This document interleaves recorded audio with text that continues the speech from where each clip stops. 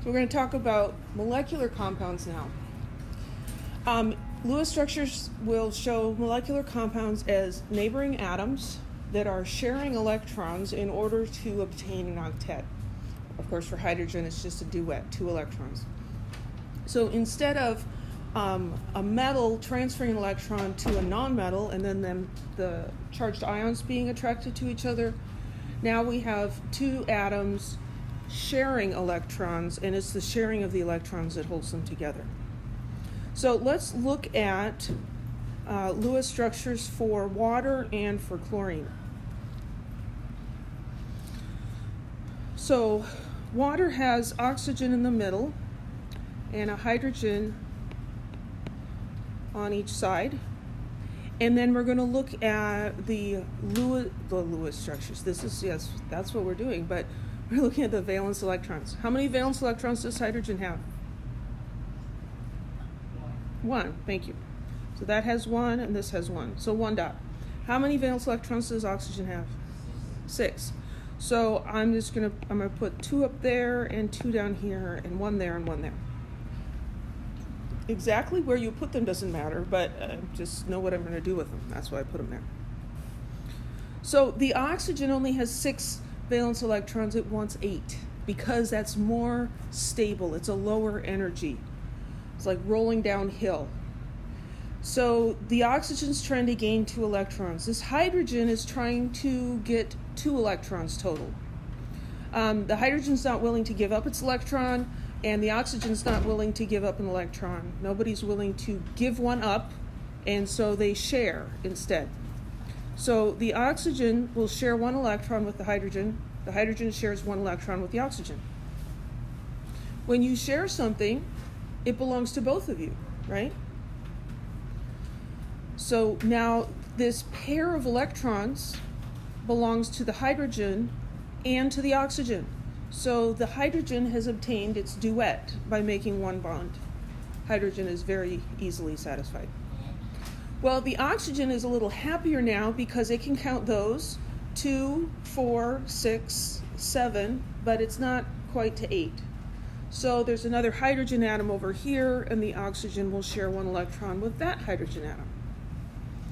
So now this hydrogen atom has an octet, and a duet. The oxygen has an octet.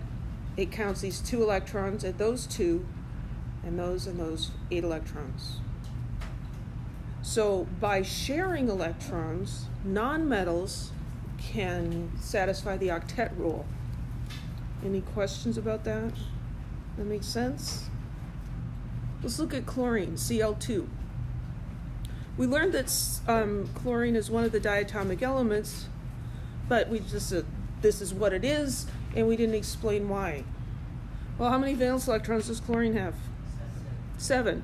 So I'm going to put the lone 1 over here, and I'm going to put 2 dots up there, and 2 over here, and 2 down there. So that's 7. And this one I'm going to draw a little differently, like that. They're each trying to get another electron. If chlorine was coming up to sodium, sodium would say, here, have my electron, take it. And you'd have an ionic compound. But both of these chlorines want another electron. Neither is willing to give one to the other, so they have to share. So each chlorine shares 1 electron with the other chlorine, and by doing that, the shared electrons count for both. So now this chlorine has 2, 4, 6, 8. The other one also has 8. All nice and friendly, and everybody's happy. I like Lewis theory.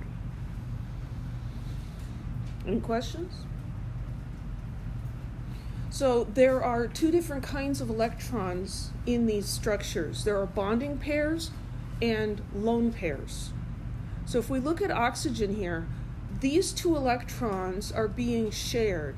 They are making the covalent bond. That's a bonding pair, and this is a bonding pair.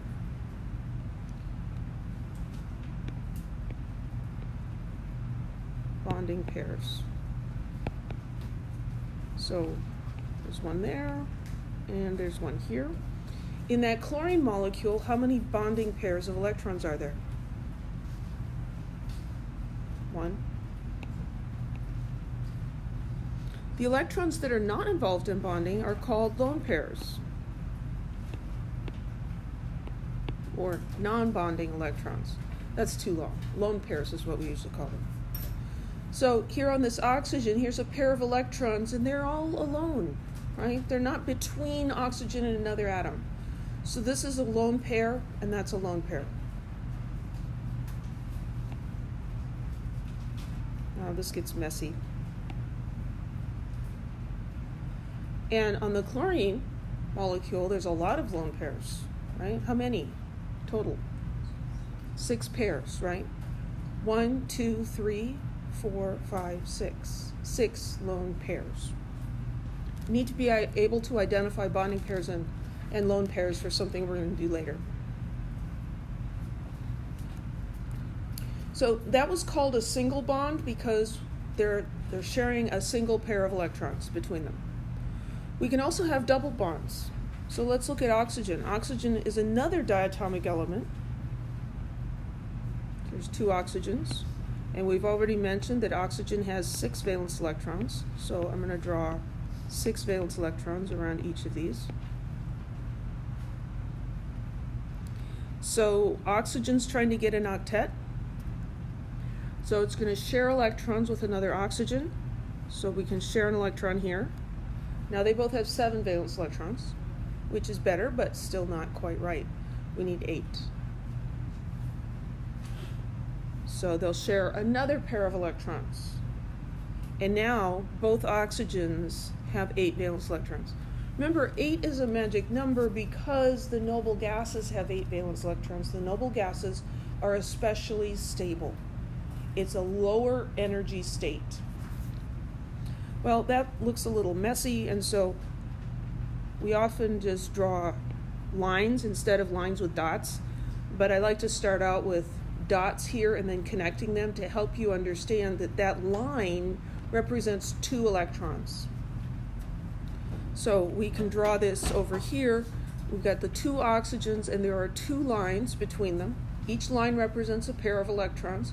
2 pairs, double bond, right? And then we have to put the lone pairs in there. And we usually do top and bottom, right and left. It doesn't really matter exactly where you put them. Okay, so that's the Lewis structure for oxygen. Oxygen forms a diatomic molecule when it's by itself a free element, because in doing so, it's lower in energy, it's more stable. Nitrogen is another of the diatomic elements. So let's look at what nitrogen does. There's nitrogen and nitrogen. How many valence electrons? 5.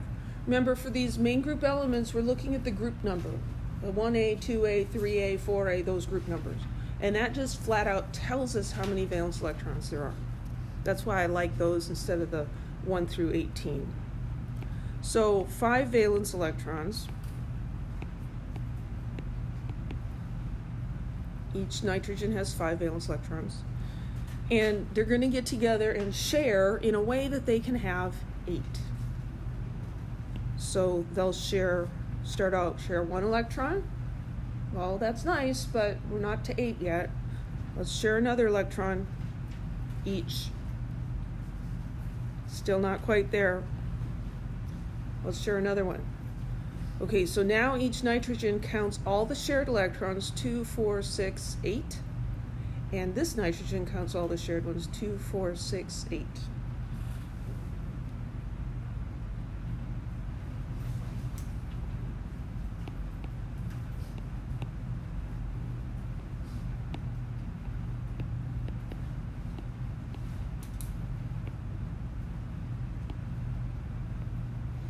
That's Kirk, that's Jody, James, Zach, Tommy, Emily, Andrew. Why did I put a B in there? I have no idea where that came from. Michael.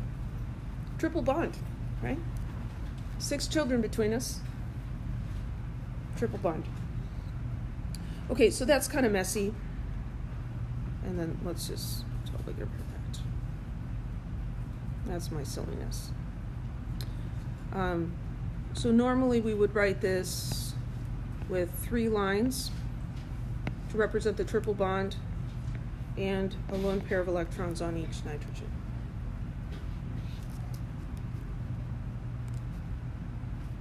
Any questions? I'd like to point out something. So with oxygen, before we put these bonds in, how many unpaired electrons were in the oxygen Lewis structure? 2. Oxygen tends to form 2 bonds. It can do other things, but it tends to form 2 bonds. Nitrogen, before we did the bonds, how many unpaired electrons? 3. How many bonds did it make here? 3. Nitrogen usually makes 3 bonds.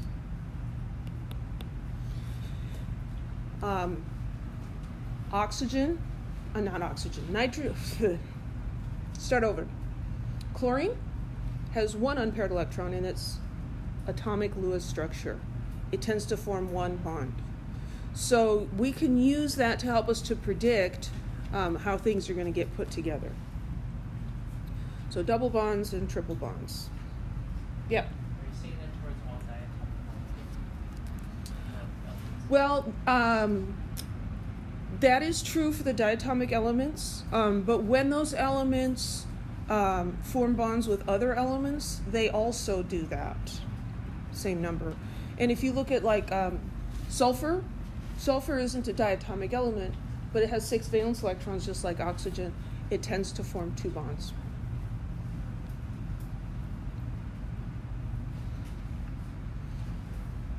Lewis theory can help us to predict what atoms or molecules, what molecules will be stable and unstable.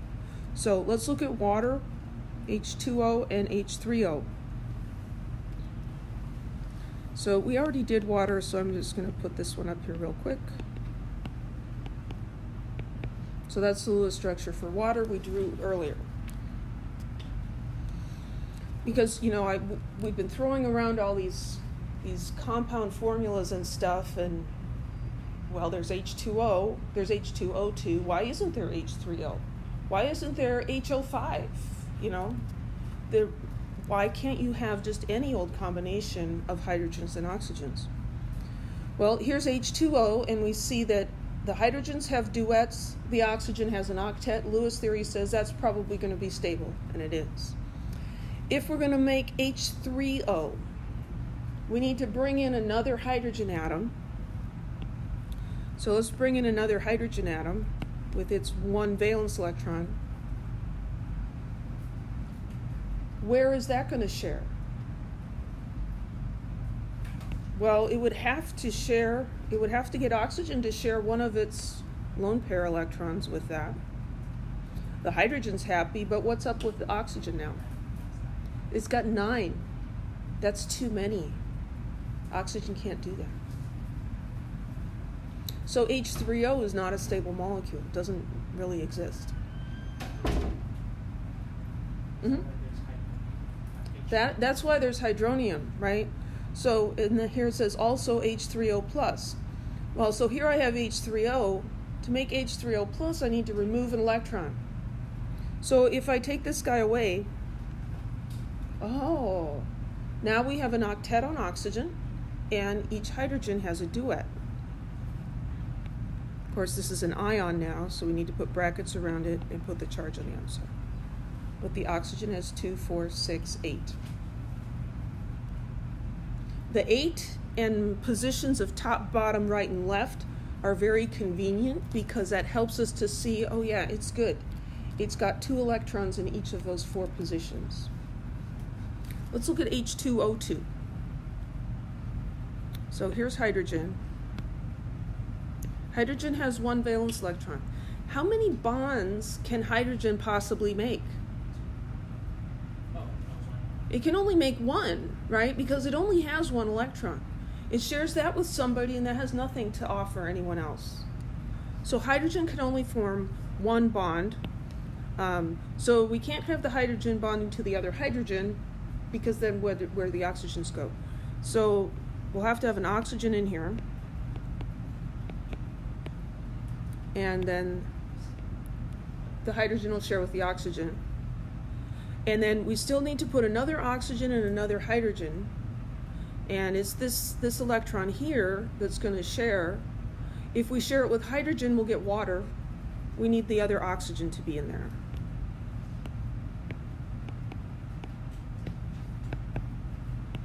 So those guys can share, and then we can put the other hydrogen over here, and they can share.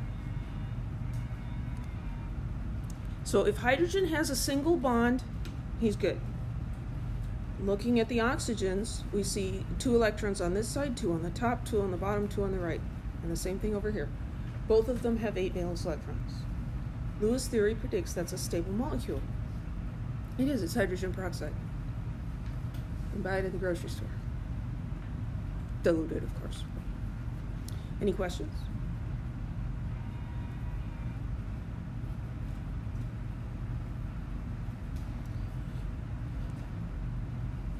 So, unlike ionic bonds, covalent bonds are highly directional. The electrons that form that covalent bond are between the 2 atoms. So, it brings 2 atoms together. Ionic bonds are opposite electrical charges attracting each other, and they'll go out in all directions. So, ionic compounds do not form molecules because they just extend, however big that chunk of substance is, it's just alternating cations and anions. Covalent compounds form discrete molecules. So we saw with H2O2, there's 1 unit and it's got 2 hydrogens and 2 oxygens in it. Here we have an illustration of pentane, and we've got 5 carbons and 12 hydrogens, and that is a molecule. And when you have liquid pentane, like we're showing here, you have individual pentane molecules. They're not held together by covalent bonds or by ionic bonds. They're held together by weaker intermolecular forces that we'll study later. Because they're held together by these weak forces, then molecular compounds tend to have lower melting points. Ionic compounds have typically very high melting points. You ever tried to melt table salt? It can be done, but it melts at a really high temperature. Water melts at 0 degrees Celsius. Right? Water is a molecular compound. A lot of molecular compounds are gases at room temperature.